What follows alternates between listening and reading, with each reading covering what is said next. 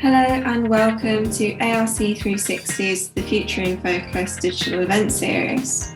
Before starting, we'd just like to thank our corporate partners, BASF, BMS, CAPS, Copart, Emacs, Integral, Enterprise Rent-A-Car, Mercer, Nationwide Vehicle Recovery Assistance, S&G Response, and Sherwin-Williams, as well as our partners, Aztec, the Green Park Specialists, Indasa, Prasco, and the Innovation Group. Thanks, and we hope you enjoy the following webinar.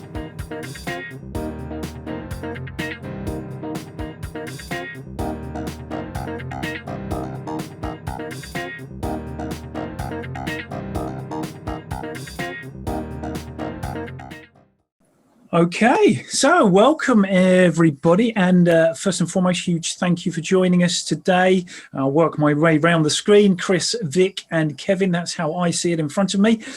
So thanks very much for joining us, guys, and really appreciate everybody who's also jumped in. As I say, we're going to get you guys involved as much as we possibly can today, so get ready on those keyboards. We want to see those messages coming in. We want to see Q&As, and we'll hopefully, by the end of this session, have the 7 habits of success for repairers. So let's see how we go. But first and foremost, come around to you, Kevin. Kevin, how is the world treating you? Your kind of feet are on the floor this past 12 months in terms of you've not been flitting off to the US much, and obviously introducing a new paint brand in the UK as well. So tell us a little bit about your experiences recently. Yeah, thanks, Mark. Yeah, I've normally I would be across the pond right now. Because we're in the middle of developing some very exciting software for body shops, but it's going to be introduced, unfortunately, it's going to be introduced first in North America, so it won't be seen in the UK for a while. And I believe, I mean, I'm working a little bit with the UK team, but I believe they've successfully launched a new brand, and I think all going well. Great stuff. Thank you very much, Kevin. And Vic, a busy time in your world. You know, let people know what you're up to at the moment with Activate. Sure. Thanks, Mark. Yeah, so really exciting times at the moment. Massively ambitious growth plans for this year. So as you know, we've got 3 sites at the moment, but the plans are to take it to 15 by the end of 2021. So enjoying really just watching the changing dynamics of the market, I guess, and trying to work out what tomorrow brings, but equally a lot going on, and really enjoying it at this point in time. Oh, great stuff. And if you do ever work out what's going on, then yeah, please do share it with all of us. And Chris, from your side, obviously the MBRA busy doing what you do essentially, but yeah, what's the latest there? Yeah, so I made it in today after my COVID jab on Saturday. So thanks for all the worries and concerns out there, but I've been reprogrammed now. Don't worry about it. Yeah, I mean, it's super tough out there. It's kind of quiet. Volumes aren't there for our members. There are some very busy body shops, but most people are sort of, you know, haven't got the amount of work that they need. So we're kind of focused on a bit of an all hands on deck campaign at the moment to, you know, see if we can throw anything out there in terms of hints and tips for our members to make more money, save more money at the moment, and manage their cash a bit better. But we've also been doing lots of other stuff. We've launched a new website for the MPRA. We've even been doing some negotiations with work providers over rates and things, which makes a change that we're actually getting spoken to. But it's been great. You know, we've been able to sort of influence a few things. And yeah, we've been doing sort of webinars and things to keep our members engaged, sort of IIR, HEV, and various other things. So yeah, it's been super busy all the way through this sort of COVID, to be honest. I'm ready for a break. Oh, good man. Well, we were just saying, weren't we? Easter's just around the corner, so at least you can have a long weekend very shortly. So thank you all so much for sort of taking part in this session. So the 7 habits of highly effective repairers. So it kind of takes its name, if you like, from Stephen Covey's the acclaimed book, The 7 Habits of Highly Effective People. And we're just going to try and bring this session to life, really. So we're going to have a little bit of fun, you know, nothing too serious on this one, but really one to kick off the week with, you know, some real kind of shared insight and some real takeaways, we hope. But at the same time, you know, just bouncing around some ideas, really. the three presenters, speakers here, they're more than happy. They'd love to hear your thoughts as well, kind of those tuned in. So don't think it's just down to these guys to share their opinions. They're going to share their thoughts. We've got 2 to share each, and then we've kind of got another few bouncing around in the boiling pot, which we'll talk our way through. But they're going to share their ideas, kind of map them out a little bit, give a little bit of explanation behind them. And again, we'd love to hear from you in the chat in terms of yes, agree, or think it could be something else. And again, don't feel afraid to share your thoughts with us either. So, Kevin, I'm going to come across to you first then, my friend. So, the first habit, lay it out for us. Set it out if you can. Okay, so I've actually started with the last habit of Stephen Covey, if you like, and I'm gonna start with how he put it, so as it brings it into something in a body shop. But the story goes that this guy's walking through a wood, and he sees a lumberjack sawing down a tree, and it seems to be taking him a while and very difficult. And he says, "What's the matter?" And he said, "Well, this saw seems blunt." And he said, "Well, why don't you sharpen it?" And he said, "Well, I haven't got time to sharpen it." He goes, "Well, if you sharpened it, it'd be much more efficient and easy to cut." And he went, if I stop, I'm not cutting down the tree, so I haven't got time to sharpen it." So he just walked off. He left him to it. And that reminds me a little bit like I used to go into quite a lot of body shops, and my sort of forte is the paint side, obviously. And I often, you see a car painted the wrong colour, and you'd say to the painter, why didn't you do a pattern? Why didn't you do a spray card for that car? And invariably the answer would always come back as, "I haven't got time to do a spray card. We've got to just get cars done." But when it turns around, it's the wrong colour. They have to make the time to correct the colour. They have to make the time to put it back through the shop. A lot of wasted effort, a lot of wasted time, a lot of wasted revenue, and it's not optimising or maximising their labour potential.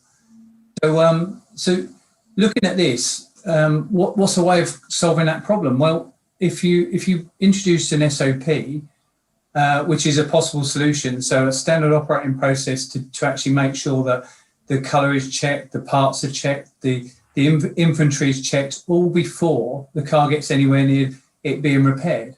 And that means it's made part of the plan, and you get success. It removes the anxiety, it removes the will it, won't it scenario, and it makes everything flow. So it's all about driving that efficiency or that labour efficiency. So to drive efficiency, one of the really crucial parts about that would be when to sharpen the saw. So when's going to be the best time to actually do this? And indulge me a little bit here, but if you look at it, how do we know when to sharpen a saw? It's all about data, and it's not about just one KPI. It's more about joined up KPIs, so like connected metrics. So if I use the example of Formula One, if you look at a guy who's out in front by about a second, and what happens is they need to bring him in because he's going to lose time over a few laps because his tyre wear. So what they'll look at is current lap time, is tyre wear, so how much time he's losing, the pit stop time, new tyre gain, so time gain in tyres, and where they'll place him back out. And by gathering all that data, they can make an informed decision on when they're going to bring him in and where that's going to put him out. So if we sort of turn that around to some really basic sort of things that happen in a body shop, so like drilling out spot welds, knowing when it's going to be much more cost effective to actually change that drill against the amount of labour that I'm having to put in to drill them welds out. And that's your labour optimisation, efficiency and utilisation. And then if we look at that with something as simple as DA sanding, at what point do we change the disc to make sure that we're utilising the labour over trying to get the most out of that disc? And it's the same for when you see blending. You'll get a lot of body shops tell me that we don't get time for blending, but if you spend extra time, which is open time on a skilled person trying to match a colour edge to edge, especially when we're talking like a metallic colour or difficult colour, that time just gets used up, and against time that can be just a small amount of labour that's controllable to prep a blend area and get that colour blended in. I think we often spend far too much time in the business and forget that sharpening the saw part. So it's about working on the business instead of in the business. And there's one more aspect that Stephen Covey brought up about sharpening the saw. It's about taking time out to think about things, taking time out of your busy life at work and making a life at home, and that downtime and family time and just time for yourself is just as important on developing you to develop your business. What a great start. Well, there you go. Goodness me. So again, anyone tuned in, agree, disagree? What do you think of Kevin's thoughts there on that specific point? And we will come back to this. So we'll kind of touch upon this again. I just want to make sure everyone gets their points in, because you guys have done a great job, obviously, researching it and putting evidence behind it. So I like that. So Vic, I am going to jump across to you, and I know there's a little bit of crossover in terms of things that Kevin's touched upon, which Ken will resonate throughout the session, I'm sure. But Vic, what's your first habit? And if you could just kind of evidence it, give us the reasoning why. Oh, you're on mute there, Vic. Schoolboy error, schoolgirl error, even, just to make it balanced. There's absolutely a crossover, Mark, with some of what Kevin has said, and I'll tie that in, hopefully, as I just talk through my first point, I guess. Kind of, for me, the kind of first one is what gets measured gets managed, and I know this is a massively contentious one because a lot of people think that it's the wrong approach. I personally think it's the right approach if you get the content right. And you work through it in a structured way. So there's a couple of things that really matter in there, okay? There's some rules for a start. And I've been a massive advocate of this over the years, okay? The right thing, not everything. Okay, so like just because we've got huge access to data, just because we've got kind of great MI and reporting tools these days, it doesn't mean we should just look at absolutely everything. You just become blind in that moment in time. I think balance, massively important. So you've got to have a balanced outcome. And I'll come on to that because that ties it back nicely to what Kevin was saying. And make your peace with the fact that you can't measure everything. Sometimes it's just a gut feel and it shouldn't be ignored. Just because you've got a great dashboard and it's all green or it's red or it's whatever color it is, you should kind of make your peace that there are some things that you just have to have a gut feel and you just have to kind of go with what you can see. What's really important in this kind of is that you have measurements and you have metrics. Okay, so a measurement is you count something, but a metric is you've got to compare it to something. Is it good, bad, or indifferent?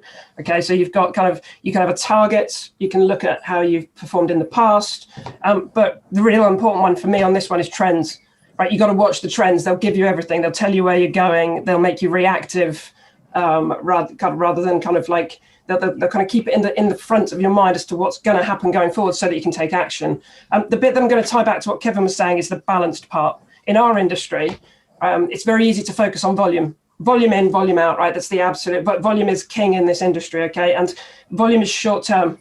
And I know it's a short term pain that we're absolutely all feeling at this point in time, but actually if you don't balance your outputs and what you measure, you will only ever have a short term business.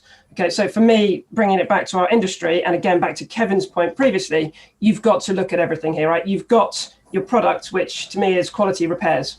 Okay, you've got your profit, that's your volume bit, right? And obviously we're all in this because if we don't make profit, we're not in it for long.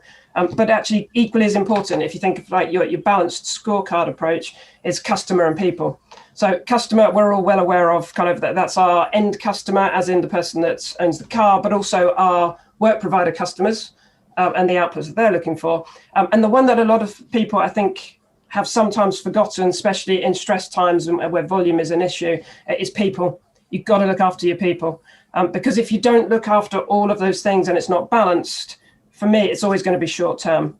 Okay, kind of. So you measure things, you manage things, and then the absolutely important thing is you do something about it, because it's great just staring at it every day. But if you're not actually coming up with actions off the back of it, and that kind of summarizes it for me, is it's got to be visible, it's got to be really simple, so not overkill on the metrics that you're staring at, and then you've got to have actions. So when you look at it and it's the right or the wrong color, you've got to go, what do I need from this? And you've got to make people accountable. So the outcome of it is that you can balance your approach. You keep it really visible, you keep it really simple, you agree the actions off the back of it, you track it, and you have people accountable, and then it starts to move. So I know there's a whole host of kind of opinions on this kind of what gets measured gets managed version of events, but I think in our industry it's massively important to keep that balance across the piece. And the biggest missed part of all of that, I think, is people. So again, Kevin mentioned something that sort of struck kind of a chord, and that's like investing in training in people, investing in time to bring people up to speed with what's happening in the business. It's all too easy to run a 7, 8, 9 hour day on productivity and forget that actually the longer term benefits of investing in your people are huge and massively important to us.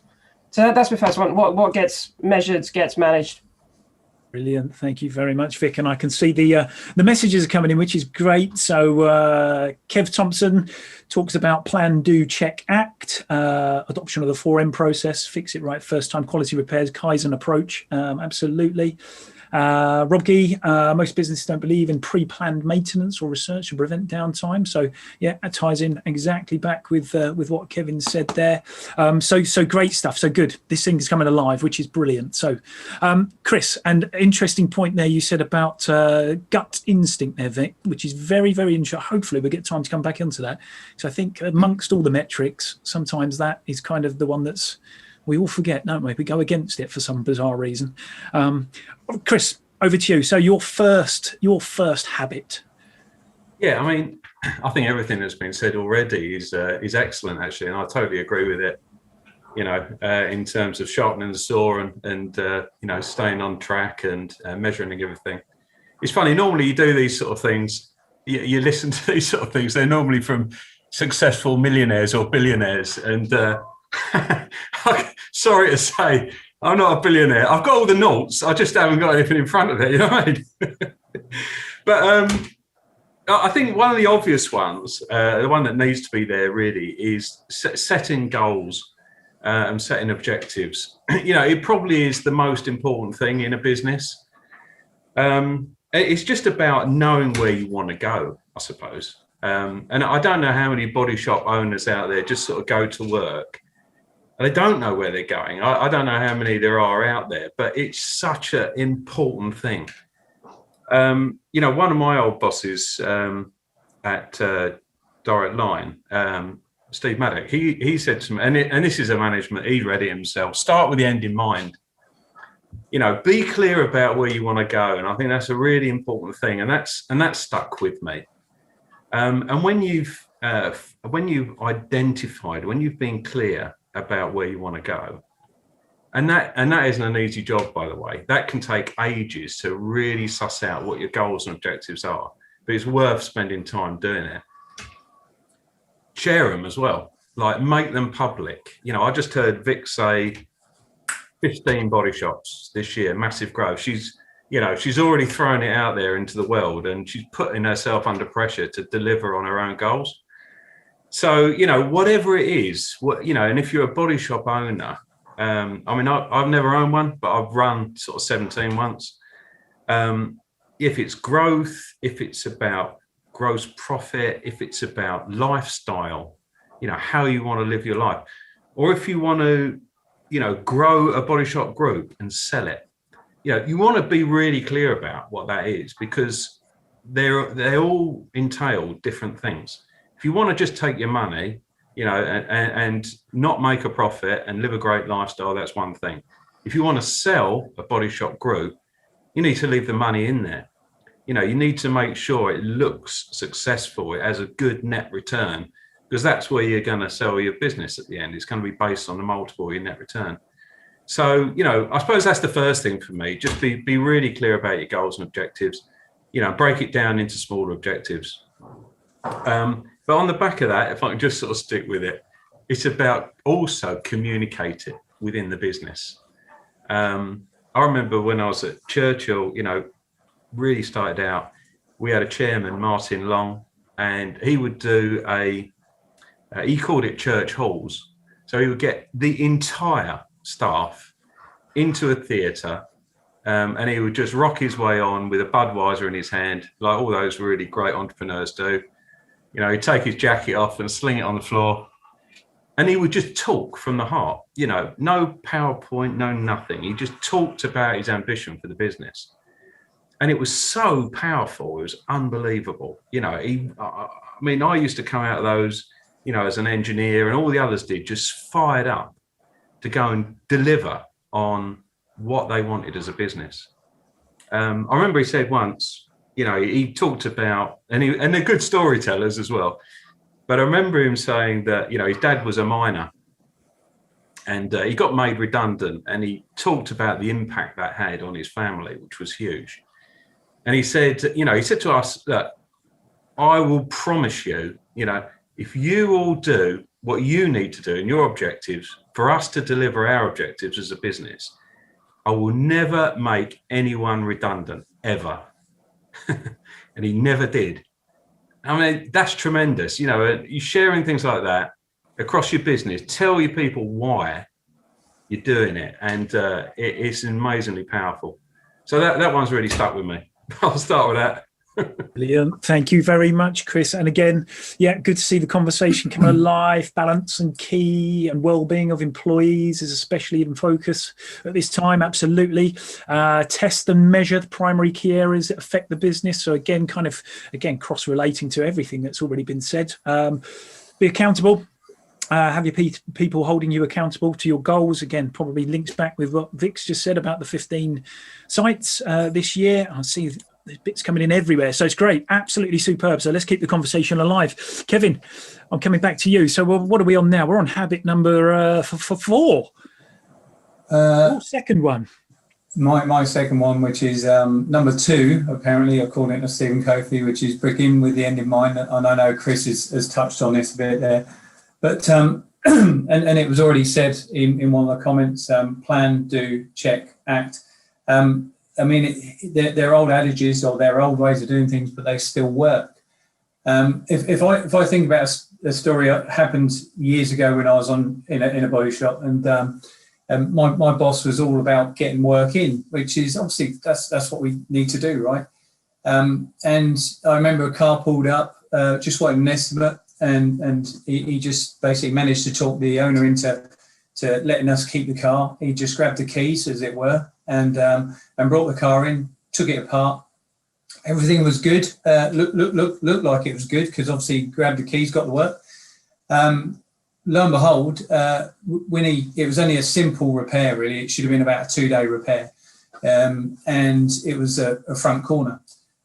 He went to order the parts. One of the parts was on a 2-week delay. So it meant that we kept the car for 2 weeks when it was only supposed to be there for 2 days. So we would have been far better letting that person take their car home, planning them to get in and only having that car for 2 days. Whereas what we ended up with is we end up with a car that's parked in a space for 2 weeks, or someone sitting in it, moving it in and out every day, using up vital labour, using up vital time, and obviously cutting down the opportunity to earn money. So if we'd have planned that to actually work with the parts as they come in, we'd have only kept that for the 2 days and delighted the customer. So, before starting anything, we've got to know how we're going to finish it. It's an old thing in racing where, excuse me, in racing where you say you can't win a race in the first corner, but you can certainly lose it. It's getting the work in is great, but you got to know when you're going to finish it, and because that can ultimately affect your cash flow. It's like investing that time, money, and effort into a job only for it to sit there for a few weeks when you really need to get paid for it. Great stuff, Kevin. And again, that probably extrapolates over the course of single job. Basically, as Chris kind of already said, where your business is going ultimately. Is it for a sale later down the line? Is it a lifestyle business? So all of these things, just link back so crucially, I suppose, amongst all of it, from the tiniest minutia to the big overall picture. So really interesting stuff. So Vic, I'm coming back to you then for habit number 5 and your second one.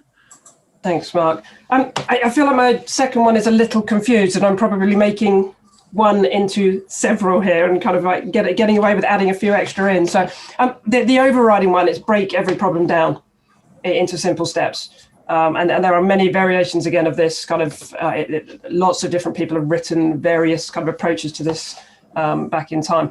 For me, it's just keeping it simple again, right, and breaking it down. So whatever your problem is, break it down. Don't try and look at it as one overall problem, but like section it up. So if your problem is workflow around the shop, don't complicate it by going through the 50 different steps.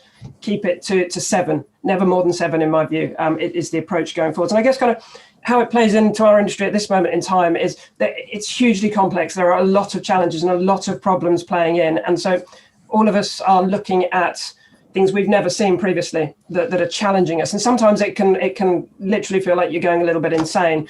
And so when I say I'm going to fold in sort of various approaches to this, always break it down is the overriding one here. But in second place to that is prioritize. So prioritize kind of your breakdown. So once it's broken down, then look at what you've got to do to get from where you are now to where you want to go to, and make sure it's prioritized. Again, I think somebody mentions earlier what a previous boss had said to them. I've had some great mentors back in time, and one of the biggest statements that I remember from one of the first roles I had was somebody said to me, when your boat is surrounded by crocodiles, hit the one on the head that's going to eat you first. Okay, because the tendency is to stare around it and think something's going to take me out here, right? They're everywhere, kind of, and the panic that can inset because of that is huge. So you've got to prioritize your challenges. It doesn't matter how many there are, just get them into the right order, and always just do something. So even if you're looking at a very long list, even if you've broken your problem down into 7 sections that you're going to work through, and you're building it back up, even if you're looking at your input and your output and working through your process. Some days you just need to do something, right? So just pick something off your list and address it and finish it. So again, kind of, I've wrapped in a whole load of things in there, but the overriding one is to break it down. Always break it down, simplify. It's like a game of the cube, right? Like we go for the simplify option when there's a lot going on around us.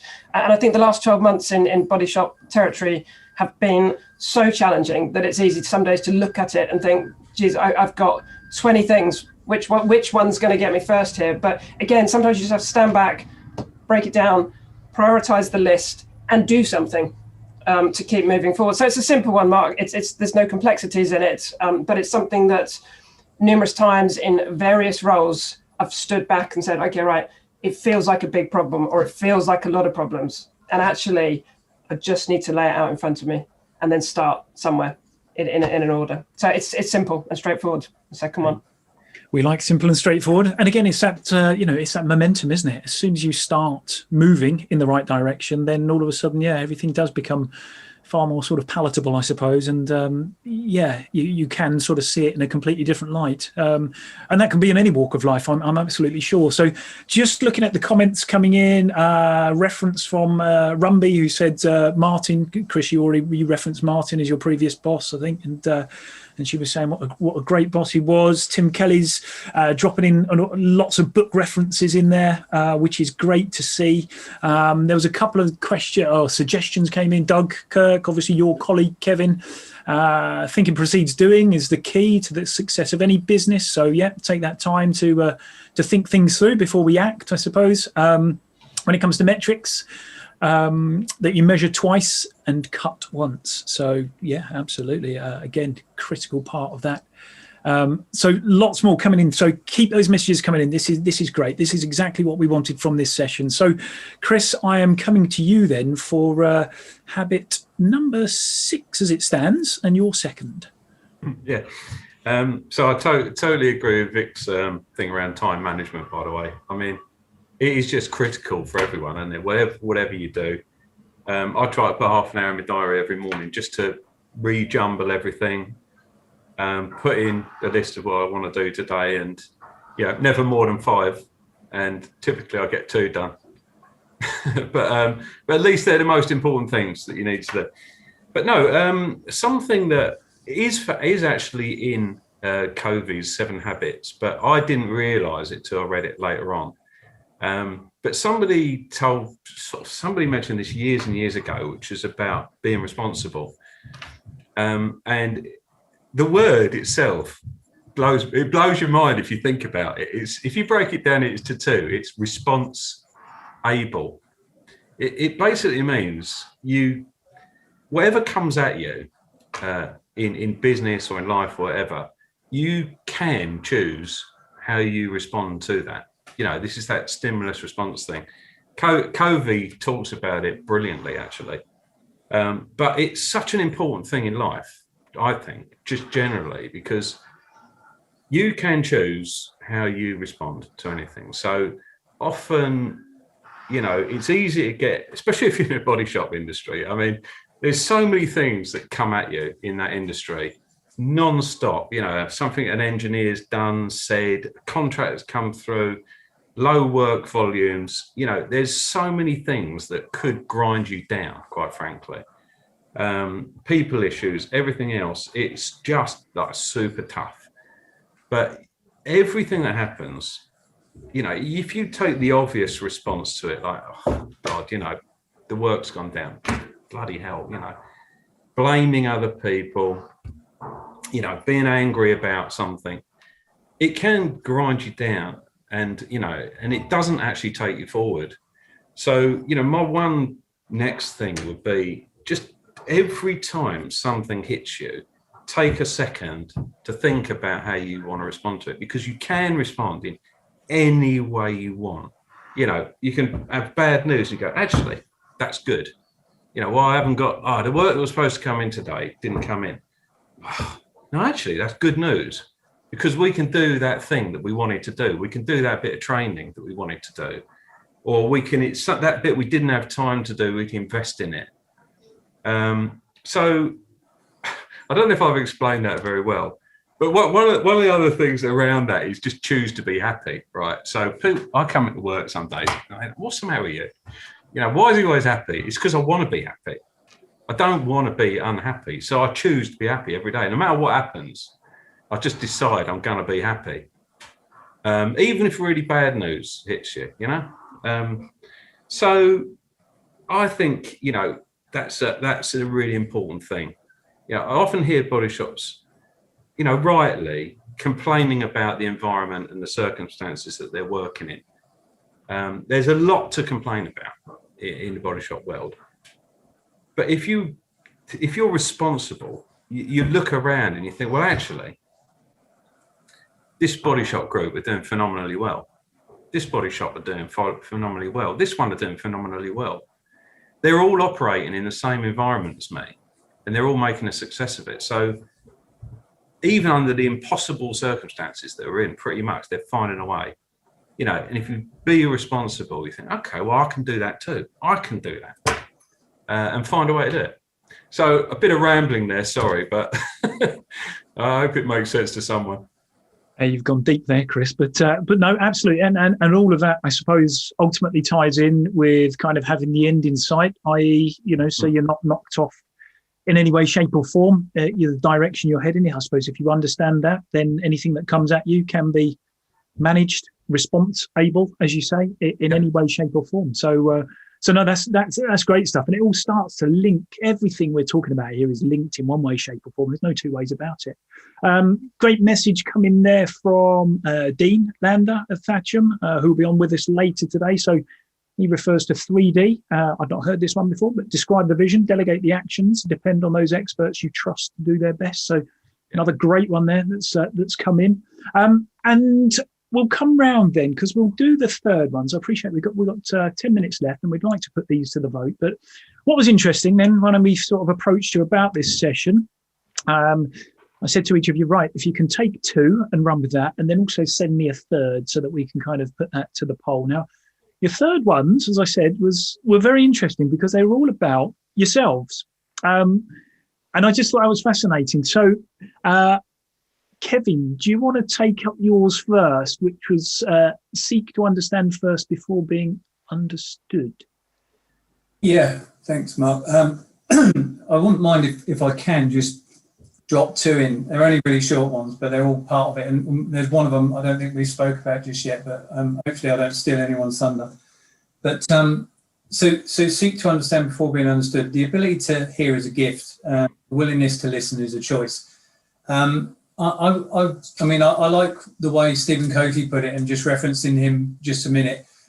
When you're focused on success of others more than or as much as your own success, it's guaranteed success for me. You don't claw your way to the top on the backs of others. You're carried there on their shoulders.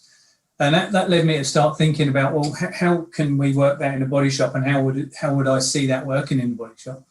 If you want to implement a new process, and we all know like change is very difficult, especially with certain people in body shops, and you want to implement a new process, a new habit, if you like, we often need to understand what's in it for me from their point of view. So you really need to put yourself in the shoes of the guy you're selling this to, and he needs to know what's in it for him to make it, get it implemented quickly and easily. So unless you're working in a dictatorship, which I know some body shops do, I would like to foster their opinion, as in like foster the body shop's opinion, the shop floor's opinion on the process, and so get their ideas. And if it's part of their if they put their ideas forward and it's part of their ideas, they're more likely to make it a success.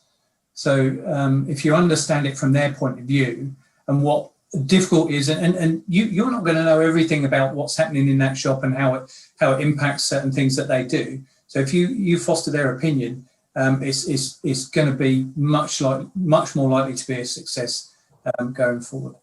And the other one I wanted to just talk about just quickly was the win-win. And think win-win. It's not your way nor my way. It's more the right way. So it's about cooperation and how should I work to get the best outcome for both parties. I see a win-win at the moment would be an apprenticeship. And I think that can be seen as, you're bringing a new person into the body shop, you're bringing a new attitude, young, fresh thinking ideas, and you're giving him something, you're giving him a career. And his day release back to Thatcham, back to a training facility, he can bring those ideas back in, especially where we're moving towards, much more electric vehicles going into body shop, much more ADAS going into body shops, much more high technology vehicles going back into body shops. I think that the more we invest in younger people, the better it is. And I think that's an absolute win-win. Brilliant. Thank you, Kevin. So Vic, your third point that you made to me was know yourself and work with yourself. So just again, we're kind of nearing time, but just a little explanation there and what that means. Yeah, sure, Mark. So this really simply means kind of know where you're at and don't try and be something else. Okay, right? Kind of like none of us wake up 7 days a week. Well, Chris might wake up 7 days a week with a smile and be happy, but none of us wake up 7 days a week being the same person. And if you have a day where you're just not feeling it, or it's just not working out, right? Beating yourself up is the worst thing you can do. Trying to be something else because you think you should be it is just prohibiting. And I think just being okay to step away. So I had somebody that works in my team the other day. Honest to God, they are the most energized person you have ever come across. And there was just a slight wobble in their voice. And I heard it. Right, kind of. So it's know yourself, know other people, I guess, as well. But I heard it and I was like, right, okay, hang on a minute. Whoa, back up. What's that? Right. And the problem is the expectation is that they always run at this level. So they've always got to run at this level, and that they just weren't in that moment in time, and they were beating themselves up because of it. And I just went, right, stop, everything down, go for a walk. And they wanted to talk it through, and I said, no, just go walk, like now, come back, kind of thing. And I think sometimes you just have to be okay to go, no, I don't know what the answer to this is. No, I don't feel like doing this. No, I don't want to go and tackle that problem today. And you just have to take a time out. Now, none of us can step away for a day and go, oh, it's fine, I'll just take a day off. Okay, but what you can do is give yourself 15 minutes.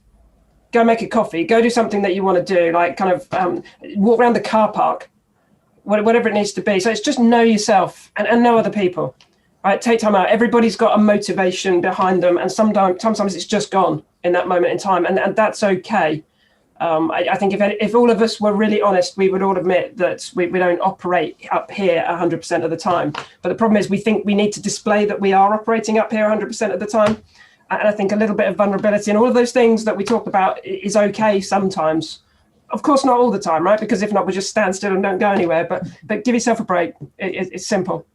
Great point there. Great point. And I think that links back with the reference to gut instinct, your first point, from either the individual and or those who may be overseeing them, having that gut instinct to recognize that something's perhaps not right, and having the kind of faith and confidence to do something about it that might be a little bit out of the norm. So I think it all links together. Now I'm going to put the poll up. So between us, we've kind of created 10, if you like, from today. And this is from speaking to Chris, Vic and Kevin. Their points, loads have come in via the chat, which is great. But we're going to launch the poll. And I'm going to come to you in a second, Chris, just to talk through your final one, which was thinking time. Panelists can vote. So you can vote on as many as you see there on your screen in front of you, or as few as you like, and hopefully that will give us an order in terms of which ones will be the ones that we go for. So, Chris, in your sense, you had the final one, which was thinking time. Yeah, I was going to say that. So I do think it's really important just to spend a little bit of time out thinking and just reflecting, actually. Ideally do it in the pub, but if they're not open, maybe do it somewhere else. But I mean, another thing I think is really important is, and it is really, really important, like, and I say it to my kids, and you don't always have the benefit of it in hindsight, but it is to do what you really love. If you do something you love, it's not work, right? And by a pure accident, I've ended up in this industry, and I absolutely love it. I think every part of it is great. I know it's got its challenges and everything else, but it's got tremendous people in it. It's got tremendous innovation, ingenuity, opportunity. It has got a ton of things. So that's probably my other thing.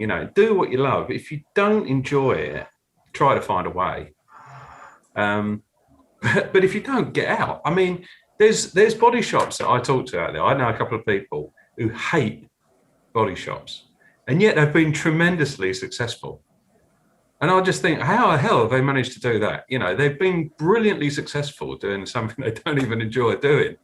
I would say to them, sell up and get out. Because if you've been a success at something you hate, figure how great you're going to be at doing something you love. But yeah, that's it really. Do something you love. Make sure you enjoy your job, because it's a big part of your life, huge part of your life. So try to enjoy it. There we go. There's the career advice as well from Chris. So we're all in it for that reason, and I think we'd all absolutely support your sentiment there in terms of what a great industry it is that we're all involved in. So, all right. So the poll has been running. Let's end the polling. Let's share the results. Again, it might take a little while for me to put these in order, but you can see there what seems to be coming out top. Thinking time, 69%. So just stepping back, having a little bit of thinking time. 67% seek first to understand, then be understood. And by the looks of it, just taking this glimpse, 60% begin with the end and end in sight. So there's your top three that I can see at the moment. But again, keep your eyes peeled. We'll double check that, and we will no doubt issue a story later on today. But fantastic stuff. Thank you so much indeed for all the comments that have come in, all the kind of thoughts, opinions. There's enough to write a book now. Not that I'm going to, but it has been suggested to me, Vic. But if you could just let us know how you found this session, it'd be great. Really good to hear from these people sat on this side. And as I say, it's brilliant when you see those messages come in. So a huge thank you to our corporate partners, BASF, BMS, CAPS, Copart, Emax, Integral, Enterprise Rent-A-Car, Mercer, Nationwide Vehicle Recovery Assistance, S&G Response, and Sherwin-Williams. And of course, our partners, Aztec, the Green Parts Specialists in DARSA, Prasco, and the Innovation Group. A huge thank you as well to yourself, Kevin. Really appreciate your time. Yourself, Vic, I know you're a very, very busy lady. In fact, you're all very busy people. You've got a business to build. Chris, thank you very much indeed. And, for flying the flag for repairers everywhere. Really appreciate it, guys. Have yourselves a great week. And hopefully we'll see plenty more of you throughout the week on the various other sessions we've got coming up. Take care all, and we'll see you soon. Thank you.